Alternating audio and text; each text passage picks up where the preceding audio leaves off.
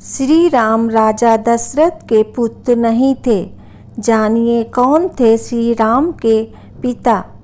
जय श्री राम दोस्तों, इस वीडियो में आज हम एक रहस्यमय चर्चा करेंगे जिसमें हम आपको बताएंगे कि श्री राम जो राजा दशरथ के पुत्र नहीं थे तो फिर वे श्री राम किसके पुत्र थे।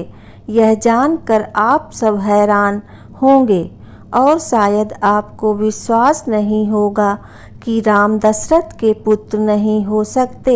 श्री राम तो दशरथ के बेटे थे, फिर यह कैसे हो सकता है। आप जो सोच रहे हैं वह सही है, लेकिन इस वीडियो में जो हम आपको बताने जा रहे हैं वह भी सच है। समाज और इस दुनिया की नज़र में श्री राम दशरथ के पुत्र ही हैं, लेकिन सच यह है कि श्री राम दशरथ के पुत्र नहीं थे। अब इस लेकिन और अगर में एक बड़ा रहस्य छिपा हुआ है जिसका खुलासा हम इस वीडियो में करेंगे। आपको समझने के लिए थोड़ी गहराई से विचार करना होगा। आइए हम आपको बताते हैं कि श्री राम किसके पुत्र थे। इसलिए आपसे निवेदन है कि इस वीडियो को अंत तक देखें ताकि आप पूरी जानकारी प्राप्त कर सकें। तो चलिए अब हम शुरू करते हैं और बताते हैं श्री राम के पिता के बारे में। यह बात उस समय की है जब अयोध्या के नरेश दशरथ देवताओं की मदद के लिए स्वर्ग गए थे। उस समय देवताओं और राक्षसों के बीच युद्ध चल रहा था और राजा दशरथ देवताओं की तरफ से युद्ध कर रहे थे। देवताओं की विजय के बाद राजा दशरथ को स्वर्ग से वापस अपने राज्य अयोध्या लौटने की अनुमति मिली। जब वह अयोध्या लौट रहे थे तो रास्ते में उन्हें एक काले पुरुष ने देखा जो अंतरिक्ष में खड़ा होकर दशरथ की तरफ पीठ करके खड़ा था। फिर राजा दशरथ ने उस काले पुरुष से पूछा, अरे भाई, तुम कौन हो जो हमारी तरफ पीठ करके खड़े हो? अपना चेहरा मेरी तरफ क्यों नहीं दिखाते? क्या तुम नहीं जानते कि मैं देवताओं की तरफ से युद्ध कर रहा था और उन्हें विजय दिलवा कर आया हूँ? मैं अयोध्या का राजा दशरथ हूँ। तुम्हें क्या लगता है तुम कौन हो जो मेरी तरफ पीठ करके खड़े हो? फिर काले पुरुष ने जवाब दिया, हे दशरथ, तुम हमारे बारे में मत पूछो। तुम अपने रास्ते से जाओ और हमें अपने रास्ते पर रहने दो। तुम्हारे लिए हमारे बारे में जानना उचित नहीं है। तब राजा दशरथ ने कहा, क्यों भाई, तुम्हारे बारे में जानने की इच्छा क्यों नहीं करूं? तुम हमारी तरफ क्यों नहीं देखते हो? तुम हमारे सामने क्यों खड़े हो और कह रहे हो कि हमें मत पूछो?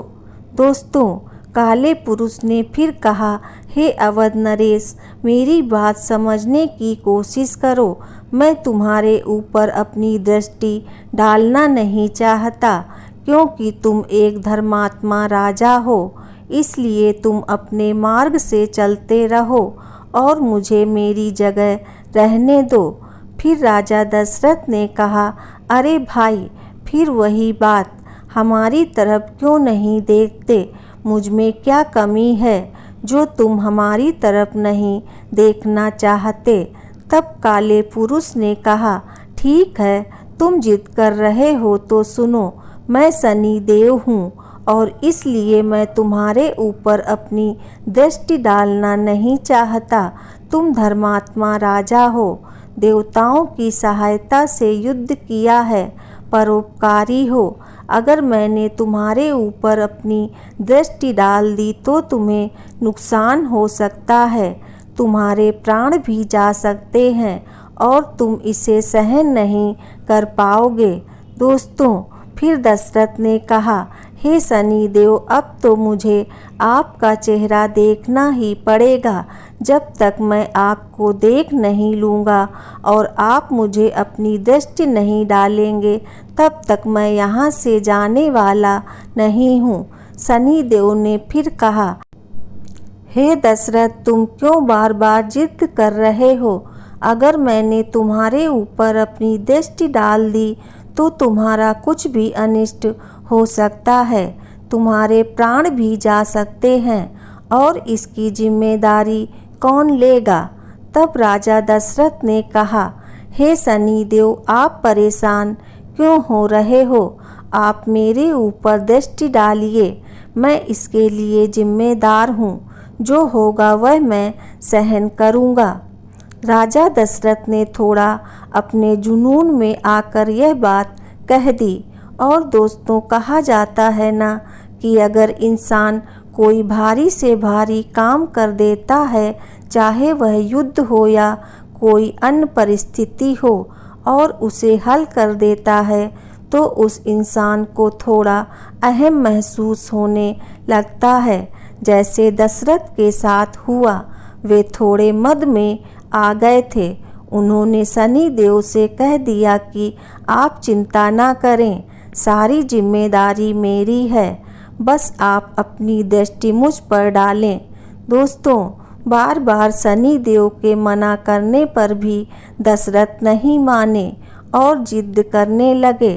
फिर शनिदेव ने अपनी दृष्टि जब राजा दशरथ पर डाली, जो रथ पर बैठे हुए थे, तो जैसे ही शनिदेव की दृष्टि राजा दशरथ पर पड़ी, वह तुरंत बेहोश हो गए और अचेत अवस्था में गिर पड़े।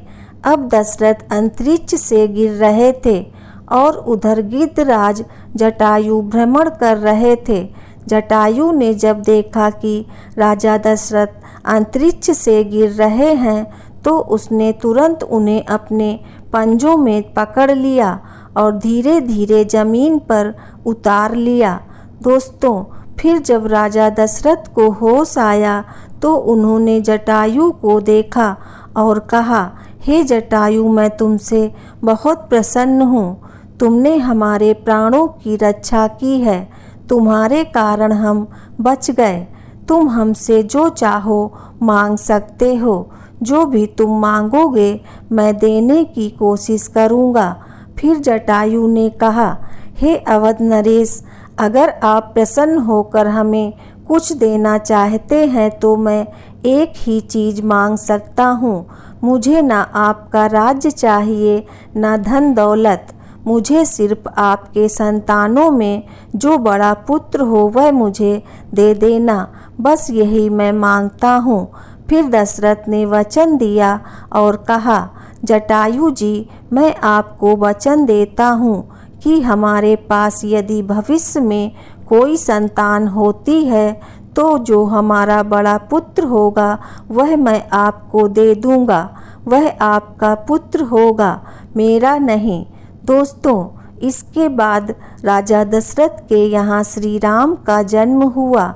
जब राम का जन्म हुआ तो राजा दशरथ ने जटायु को बुलवाया और कहा, जटायु महाराज, यह आपका पुत्र है। मैं वचन के मुताबिक आपको अपना बड़ा पुत्र दे रहा हूँ। दोस्तों, फिर जटायु ने कहा, हे अवध नरेश, अभी मैं अपने पुत्र को नहीं ले जा सकता। वक्त आने पर मैं उसे ज़रूर ले जाऊंगा। अभी आप उसका पालन पोषण करें। फिर राजा दशरथ ने कहा, ठीक है। फिर जटायु वहाँ से चले गए और श्री दशरथ ने श्री राम का पालन पोषण करना शुरू किया। दोस्तों, इस तरह से श्री राम, जो राजा दशरथ के पुत्र नहीं थे बल्कि जटायु के पुत्र थे, राजा दशरथ ने उन्हें जटायु की अमानत समझकर बड़े संभाल कर रखा।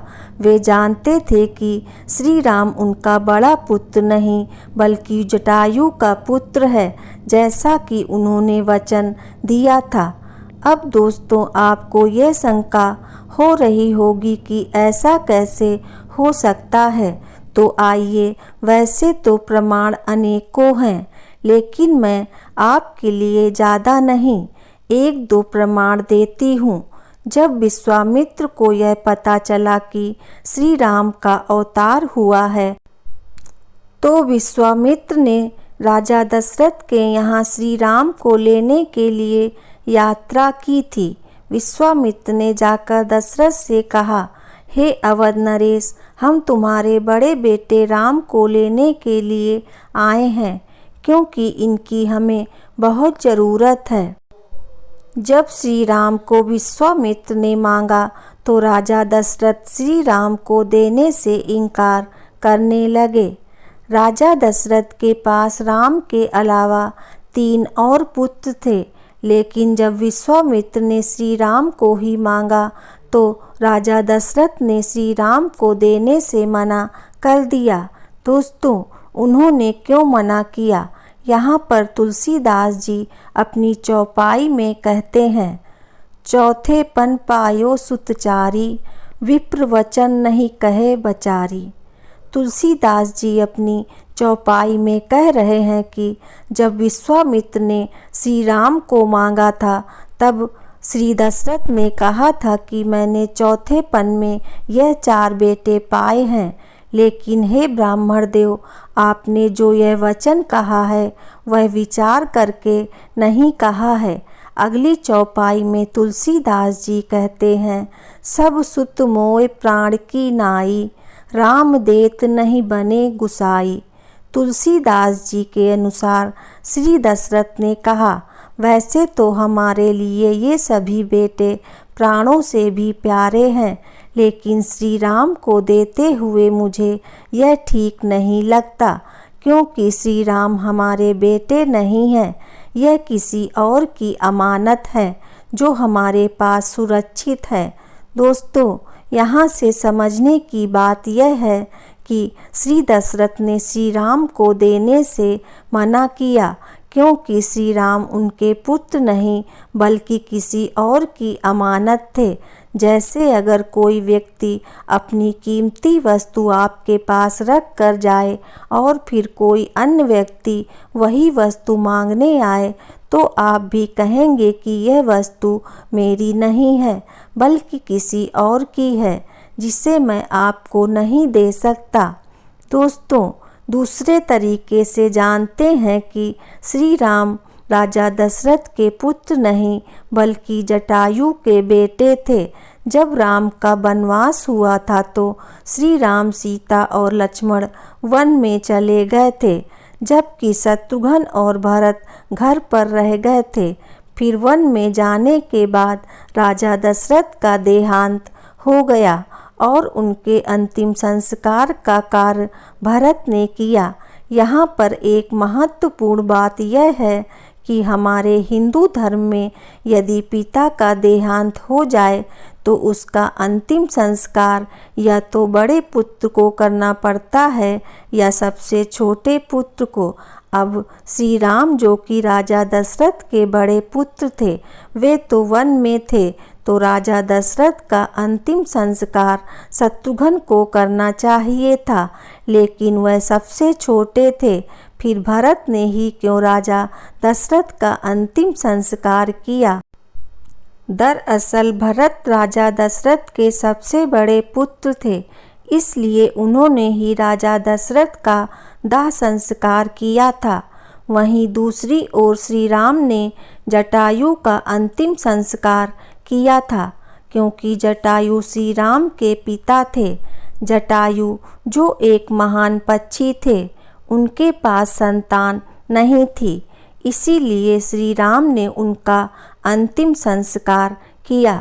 क्योंकि जटायु ने राजा दशरथ से कहा था कि उनके बड़े पुत्र को उसे देना, और श्री राम ही जटायु के सबसे बड़े पुत्र थे। दोस्तों, इस प्रकार श्री राम राजा दशरथ के पुत्र नहीं थे, बल्कि वे जटायु के पुत्र थे। तुलसीदास जी ने अपनी चौपाई में इस तथ्य को दर्शाया है कि श्री राम जटायु के पुत्र थे और दशरथ के नहीं। श्री राम को जटायु की धरोहर के रूप में रखा गया था और राजा दशरथ के बड़े पुत्र भरत ने उनके अंतिम संस्कार की जिम्मेदारी निभाई। जय श्री राम। दोस्तों, आपको ये कथा कैसी लगी कृपया कमेंट करके ज़रूर बताएं। वीडियो पसंद आया हो तो लाइक करें और आगे की ऐसी ही कथा कहानियाँ एवं जानकारियों को जानने के लिए चैनल को सब्सक्राइब अवश्य करें। धन्यवाद।